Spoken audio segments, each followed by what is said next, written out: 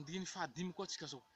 Mbola ka mafisiko mihaitsy ny fahadalany sy ny faharatsian'ny reto filoham-pirenenandraha reto. Ireo filoham-pirenena reo nery havana, ireo de mikambana ao anatin'ny vondrona franc-maçon, ao anatin'ny franc-maçonnerie reo, franc-maçonnie. Mikambana ao anatin'ny vondrona hoe agent satanique. Ewa, agent satanika reo olo reo. Agent satanika tena fohy be, satanika pédétique eto ambony tany reo olo reo. Pédétique, agent satanika mpanao sorona lehibe, mpamon'olo ireo olo reo. De tsika mifidy ireo olo reo de mifidy olo mpamon'olo, mifidy agent satanika, mifidy olo pédétique.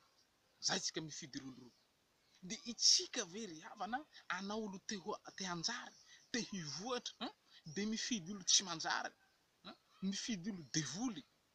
Io no olo fidina, olo fa devoly hita-maso enanio, devoly hita-maso nereny filoham-pirenena io e.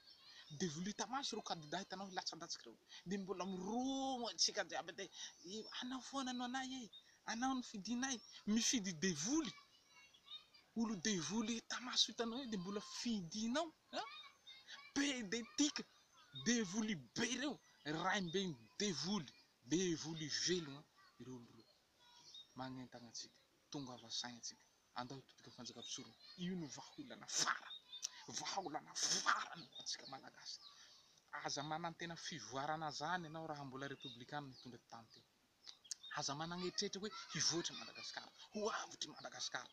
Fa eretrereto ny lavaka hilentehan'ny Madagasikara raha mbola républicain rafitry ny frantsay mipetraka eto amin'ny firenena, de mieritrereto ho agnaty lavaka. De fa teneno zay, atao agnaty loha fa tsy maintsy ho lany tamingana ny malagasy. Ary ny hafaran'ny malagasy de ho andevo raha tsy atao sesitany, de hatramy taolam-balon'ny malagasy tsy ho hita koa. Zay no atao agnaty loha raha mbola rafitry ny tandrefana rafitra ny frantsay no mipetraka eto amin'ny firenena. Ewa, raha itsika handaty rafitra vaovao avy any an-danitra tiky, rafitra fanjakam-pisorona, rafitra ny famonjena, raha manda io tsika aza manantena fivoarana, aza manantena famonjena. Fa eritrereto ny lavaka hilentehanao. Ary mbola hova io no mitondra ny Madagasikara de ho agnaty lavaka jiaby ny malagasy raha manontolo. Côté ho lasa mpitarika kalesa, lanjam-panjaka. Zay ny programan-jareo, hatao mpanjaka Ravalomanana, hatao mpanjaka. Tsy hainao fa ataon-jareo dada igny, hatao mpanjaka, mpanjakan'ny côté. Tompony, ka zay magnentana atsika.